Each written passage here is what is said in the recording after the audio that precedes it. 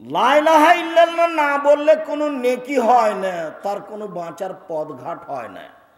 আল্লাহর নবীর সবচেয়ে প্রিয় মানুষ চাচা হলেন আবু তালেব, আর আবু তালেবের দুনিয়াতে সবচেয়ে সম্মানী সবচেয়ে স্নেহের ছেলে ভাতিজা হলো মোহাম্মদ সাল্লাল্লাহু আলাইহি সাল্লাম। কাছে বসে বললেন, চাচা আপনি খালি লা ইলাহা ইল্লাল্লাহ বলেন, বিচারের মাঠে কি করা লাগে সেটা দেখব। আপনি খালি বলেন, লা ইলাহা ইল্লাল্লাহ বলেন, এইটা না বললে আমি কিছু করতে পারবো না। তখন আবু জাহাল পাশে বসেছিল, ওরা বলছে মরার কালে ধর্মত্যাগ করবেন, মানুষে আপনার বদনাম করবে যে এত বড় মানুষ মরার কালে ধর্মত্যাগী হয়ে মরল। তখন চাচা আবু তালেব বলছে, ভাতিজা আমি নিজের ধর্মেই থাকলাম, তোমার ধর্ম গ্রহণ করলাম না। কয়দিন পরে মারা গেছে। আবু তালেব এসে বলছেন, আল্লাহর নবী আপনার চাচা মারা গেছে। তখন আল্লাহ রাসূল বলছেন, যাও, ওর কথা এখানে নেই, ওকে মাঠে গর্ত খুঁড়ে মাটিতে পুঁতে দাও। সবচেয়ে সম্মানী মানুষ তার কাছে। চিরদিন নিজের ভাতিজাকে এভাবে রাখার চেষ্টা করেছেন, ঢেকে সমস্যা বালা বিপদ সবসময় এভাবে, যেন রৌদ্র না লাগে, যেন বাতাস না লাগে, যাতে মানুষের কোনো সমস্যা তার উপরে না আসে। তার ব্যাপারে ভাতিজা বলছেন, যাও ওকে মাঠে নিয়ে যাও, গর্ত খুঁড়ে তাকে মাটিতে পুঁতে দাও, তার এখানে কোনো কথা নেই। তার ব্যাপারে তিনি কিছু করতে পারবেন না। লা ইলাহা ইল্লাল্লাহ বলে সব করার একটা পথ বের হতো। আবু হুরায়রা রাদিয়াল্লাহু তাআলা আনহু বলেন, যারা রাসূলুল্লাহ সাল্লাল্লাহু আলাইহি ওয়াসাল্লাম উম্মা কাবরিহি, একদা আল্লাহর নবী তার মায়ের কবর জিয়ারত করতে গেলেন, বাকা খুব কাঁদলেন, অবদমান হাওলাহু, আশেপাশে যারা ছিল তাদেরকে কাঁদিয়ে দিলেন।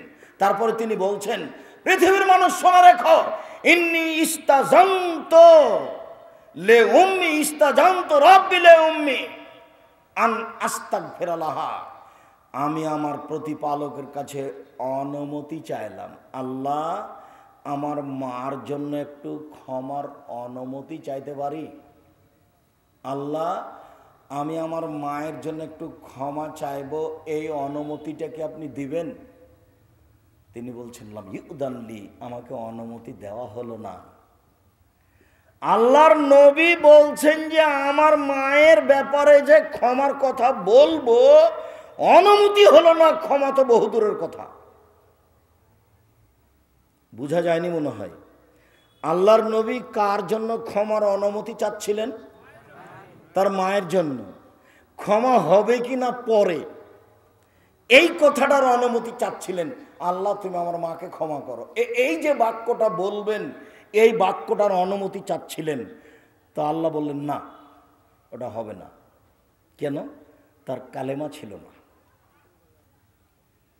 বিচারের মাঠে শুধু যারা মুসলিম পাপ নেকি আছে, তাদেরই নেকি পাপ ওজন হবে, দাঁড়ি পাল্লা হবে। মহান আল্লাহ বলেন, কাল্লা লা ইউমবাদান্না ফিল হুতামা, অবশ্যই অবশ্যই তাকে চূর্ণ বিচূর্ণকারী হোতামা নামক জাহান্নামে নিক্ষেপ করা হবে। ওমা আদরাকা মাল হোতামা, মুহাম্মদ সাল্লাল্লাহু আলাইহি সাল্লাম আপনি কি বলতে পারেন চূর্ণ বিচূর্ণকারী হোতামা নামক জাহান্নামটি কি? আপনার কি এই জাহান্নামের পরিচয় জানা আছে? আমি বলি, নারুল্লাহিল মুকাদা, তা হচ্ছে জ্বলন্ত উত্তপ্ত আগুন। জাহান্নাম বলতে কাকে বলে বলেন তো দেখি? জ্বলন্ত উত্তপ্ত আগুনের নাম জাহান্নাম। মহান আল্লাহ বলেন, সাউসলিহে সাকার, অচিরে আমি তাকে সাকার নামক জাহান্নামে নিক্ষেপ করব।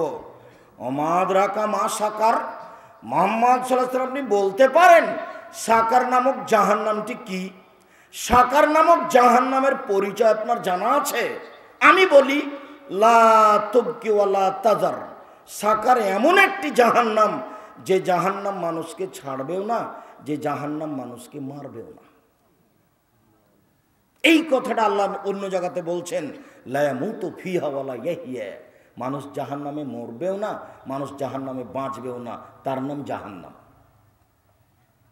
আল্লাহ এই কথাটা অন্য জায়গাতে এভাবে বলছেন, ওয়াতিহিল মাউতু মিন কুল্লি মাকানিন ওয়া মা হুয়া বিমাইয়াত, মরণ তাকে চতুর্দিক থেকে ঘিরে ধরবে জাহান্নামে, কিন্তু সে মরবে না।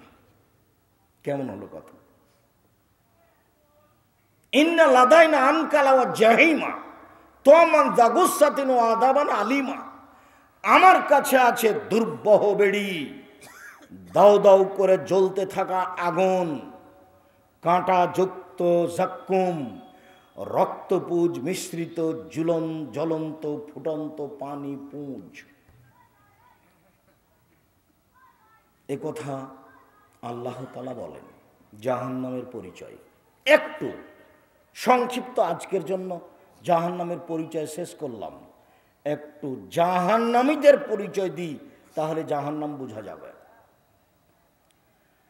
আবু হুরায়রা রাদিয়াল্লাহু তাআলা আনহু বলেন, রাসূল সাল্লাল্লাহু আলাইহি ওয়াসাল্লাম বলেছেন, ইন্না গিলজা জিলদেহি ইসনানা আরবাউনা জেরা, একজন জাহান্নামীর গায়ের চামড়া 42 হাত মোটা। একজন জাহান্নামীর গায়ের চামড়া 42 হাত মোটা। ওয়াইনা জিরসাহু মিসলু উহুদিন, একজন জাহান্নামীর দাঁত হলো উহুদ পাহাড়ের সমান। উহুদ পাহাড় 4 কিলোমিটার প্রশস্ত, 8 কিলোমিটার লম্বা। কত নিচে আছে মানুষ জানে না। তিনি বলেন, ওয়াইনা ফাকেজু মিসলু বাইদা, তার উরু রান হচ্ছে বাইজা পাহাড়ের সমান, 39 কিলোমিটার লম্বা। ওয়াইনা মাজলিসু মিন জাহান্নাম বাইনা মক্কা ওয়াল মদিনা, একজন জাহান্নামীর বসার জায়গা হলো 450 কিলোমিটার। ওয়াইনা মানকিবাইল কাফির লিরাকিবিল মুসরি সালাসা আইয়াম, একজন দ্রুতগামী ঘোড়া একজন জাহান্নামের ডান কাঁধে দৌড়াতে লাগলে বাম কাঁধে পৌঁছিতে 3 দিন 3 রাত সময় লাগবে। জাহান্নামের পরিচয় দিচ্ছিলাম। প্রতি 1999 জন লোক জাহান্নামে যাবে, তার অধিকাংশই নারী।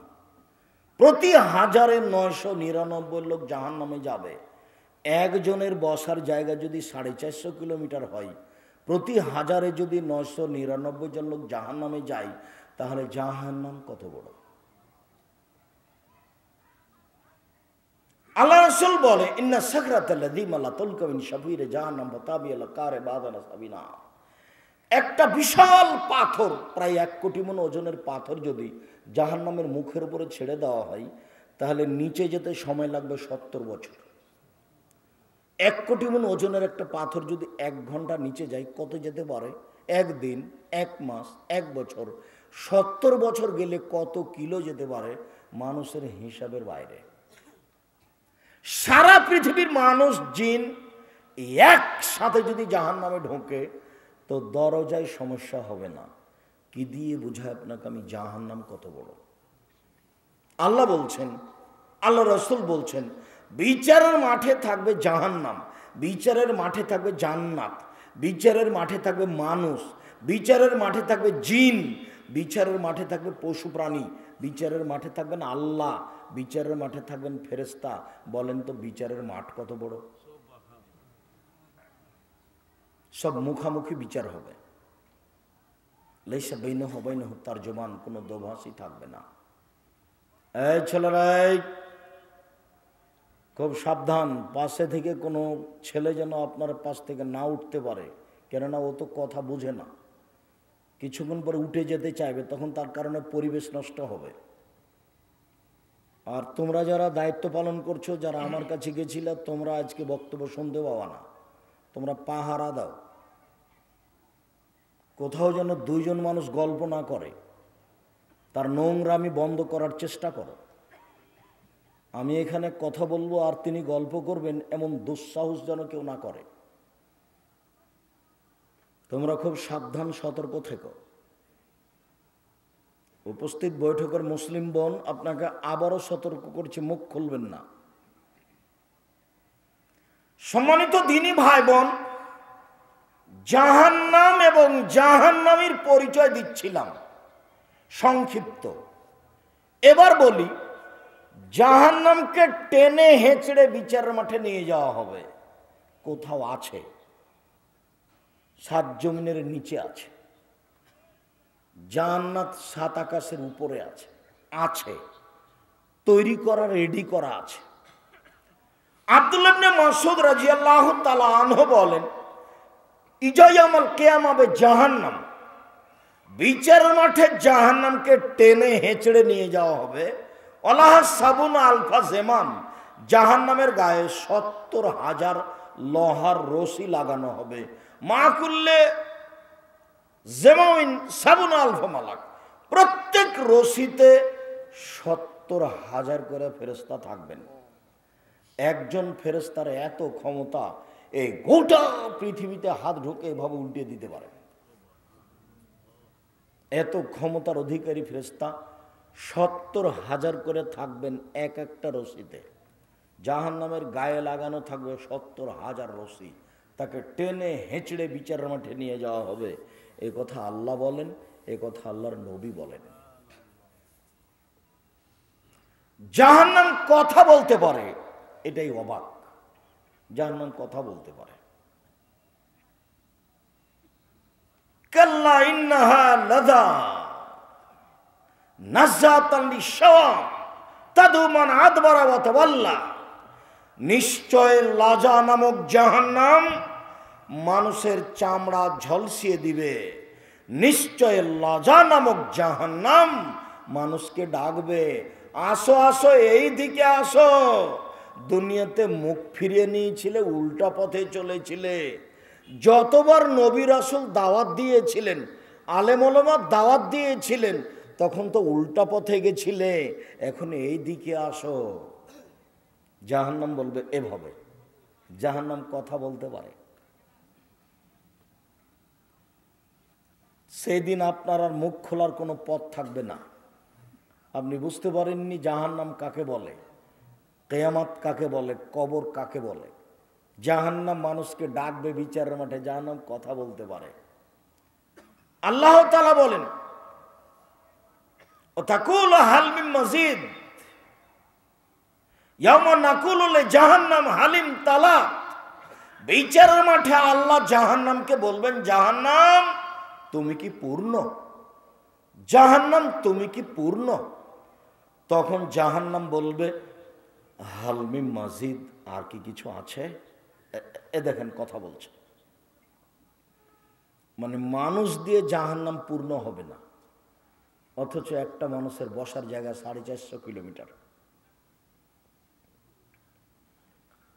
যখন আল্লাহ বলবেন জাহান্নাম তুমি কি পূর্ণ, তখন জাহান্নাম বলবে আর কি কিছু আছে? আবু সাঈদ খুদরি রাদিয়াল্লাহু তাআলা আনহু বলেন, রাসূল সাল্লাল্লাহু আলাইহি সাল্লাম বলেছেন, লা তাজালু জাহান্নামু ইউলকা ফিহা, জাহান্নামে মানুষকে নিক্ষেপ করা হবে, নিক্ষেপ করা হবে। ও তাকুলা হালবি মাজিদ, আর জাহান্নাম বলতে থাকবে আর কি কিছু আছে, আর কি কিছু আছে। দিতেই থাকা হবে, দিতেই থাকা হবে, আর বলবে আর কি কিছু আছে। শেষ পর্যন্ত হাত্তা ইয়াদা কাদামাহু রাব্বুল ইজ্জাতি ফিহা, শেষ পর্যন্ত আল্লাহ তাআলা তার পাকে জাহান্নামে ঢুকিয়ে দিবেন। আল্লাহ তাআলা যখন তার পাকে জাহান্নামে ঢুকিয়ে দিবেন, আল্লাহ নবী বলছেন, ইয়ানজাবি বাজওয়ালা বাজিন, তখন জাহান্নামের কিছু অংশ, জাহান্নামের কিছু অংশের মধ্যে ঢুকে চাপা লেগে আঁটো সাঁটো হয়ে খাটো হয়ে যাবে। ও তাকুল, তখন জাহান্নাম বলবে, কত কত কত, যথেষ্ট যথেষ্ট যথেষ্ট, আর লাগবে না। হাদিস বুখারী মুসলিম, এভাবে মুহাম্মদ সাল্লাল্লাহু আলাইহি ওয়াসাল্লাম জাহান্নামের বিবরণ দেন। জাহান্নাম কথা বলতে পারে।